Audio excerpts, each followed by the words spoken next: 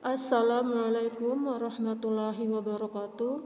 Perkenalkan, nama saya Sumarni dengan NIM 2122210094. Mata kuliah Manajemen Proyek Perangkat Lunak. Di sini saya akan menjelaskan beberapa modul yang ada pada modul Manajemen Proyek Perangkat Lunak. Langsung saja pada modul yang kedua, yaitu Manajemen Tata Kelola Proyek. Apa itu tata kelola proyek? Tata kelola proyek adalah kerangka kerja manajemen di mana keputusan proyek dibuat. Tata kelola proyek adalah elemen penting dari setiap proyek karena akuntabilitas dan tanggung jawab yang terkait dengan bisnis organisasi seperti kegiatan yang biasa ditetapkan dalam pengaturan tata kelola organisasi mereka. Jarang ada kerangka kerja yang setara untuk mengatur pengembangan investasi modalnya. Peran tata kelola proyek ini adalah untuk menyediakan kerangka kerja, pengambilan keputusan yang logis, kuat, dan dapat diulang untuk mengatur investasi modal organisasi. Slide berikutnya yaitu ada 3 pilar tata kelola proyek manajemen.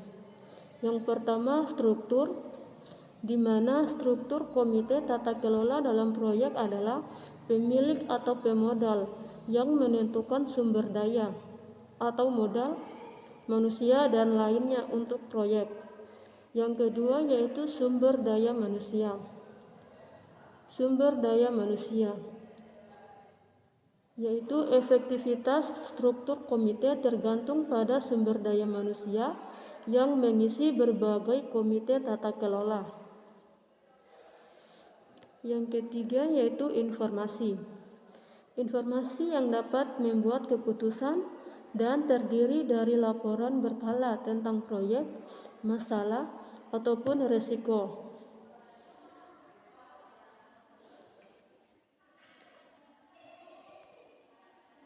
Slide berikutnya yaitu tentang prinsip tata kelola proyek. Kerangka kerja tata kelola proyek harus didasarkan pada sejumlah prinsip inti untuk memastikan efektivitasnya.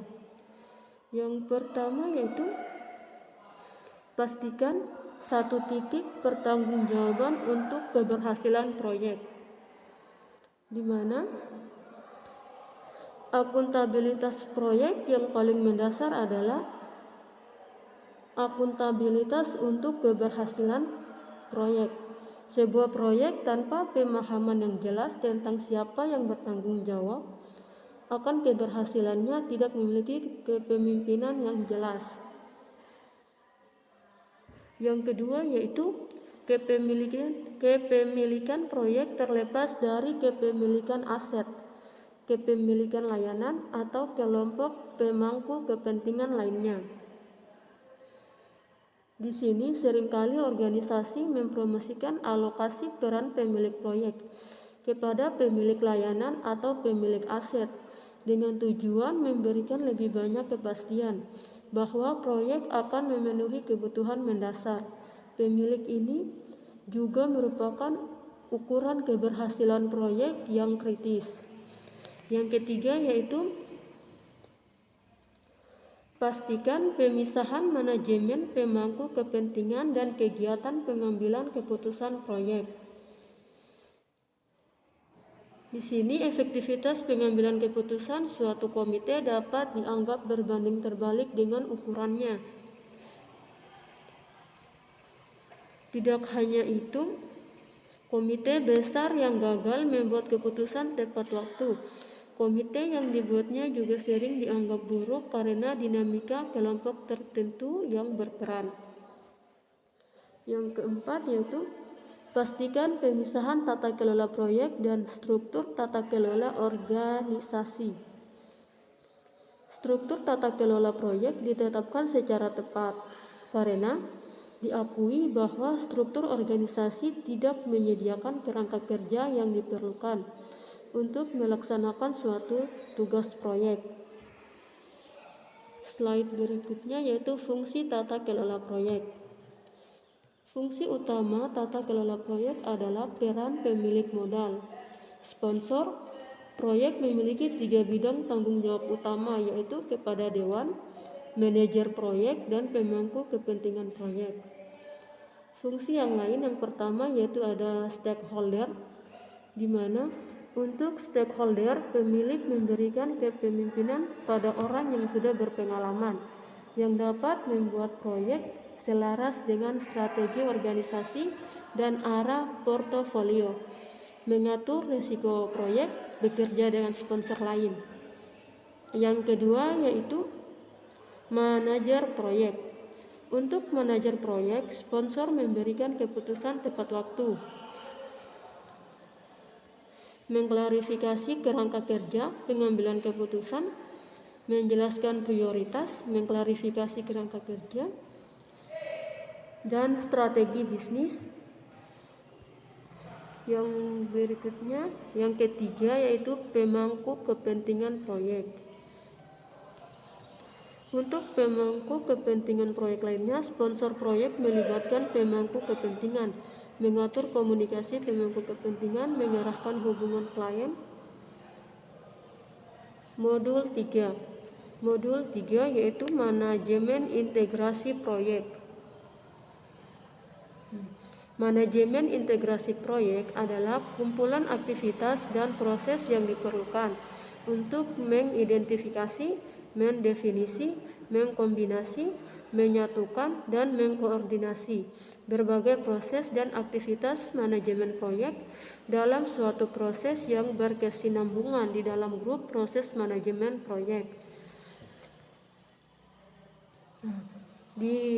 Di dalam manajemen integrasi proyek terdiri dari beberapa. Yang pertama ada develop project charter, di mana proses pembuatan dokumen yang secara formal menyatakan bahwa proyek berjalan dan memberikan wewenang kepada project manager untuk menjalankan proyek.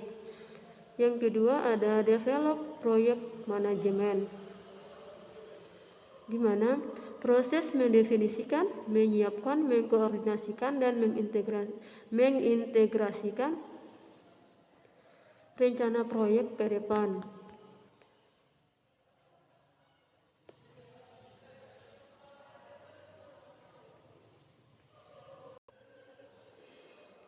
Yang ketiga yaitu direct and manage project. Yang keempat ada monitor and control project. Metodologi manajemen proyek terbagi dalam beberapa.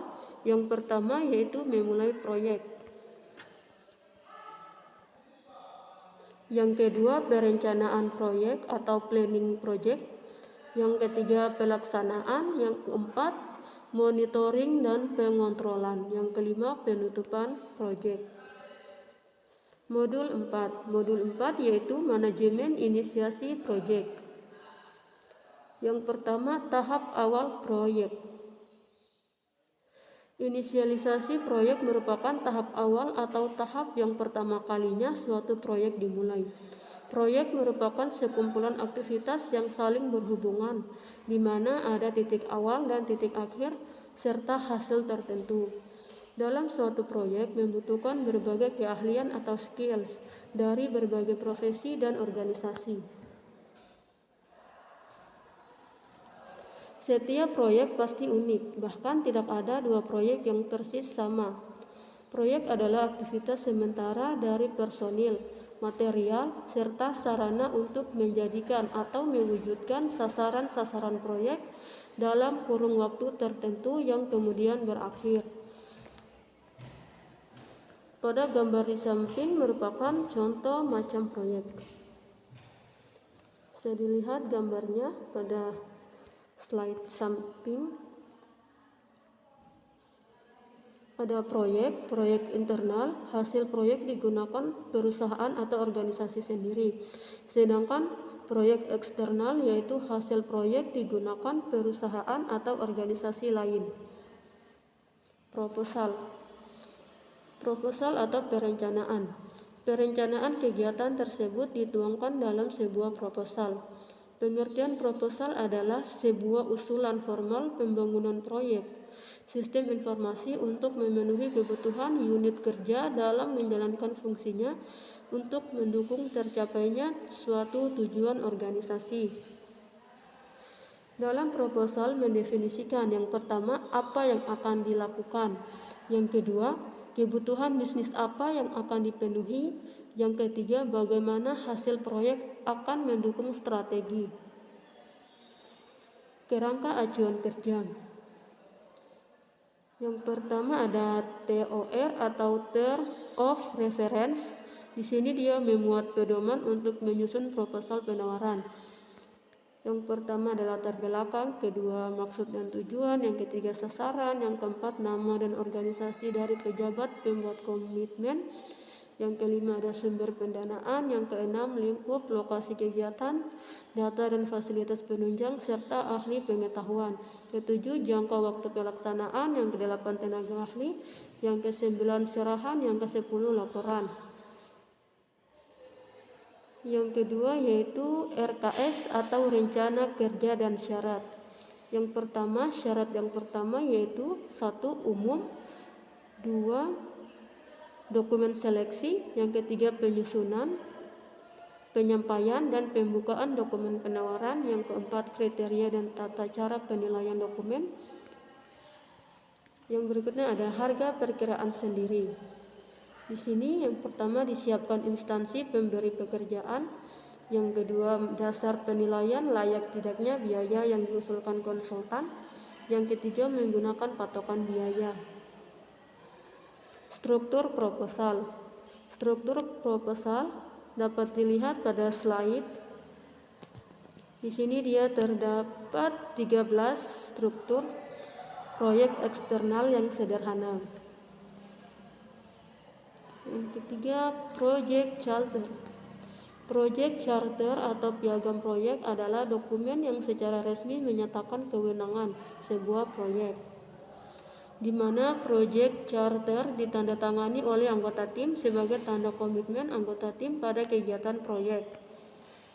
Modul 5. Modul 5 yaitu manajemen perencanaan proyek.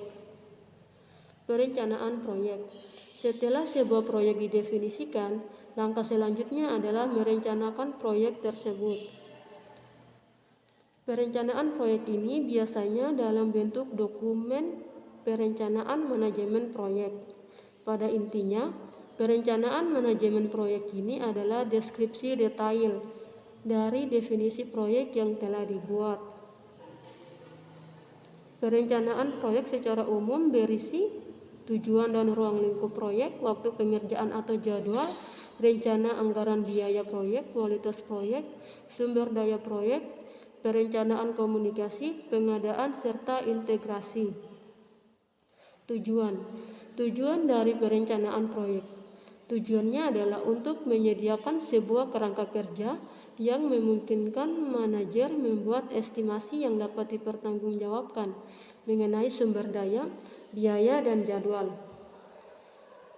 Tujuan perencanaan dicapai melalui suatu proses penemuan informasi yang menunjuk ke estimasi yang dapat dipertanggungjawabkan.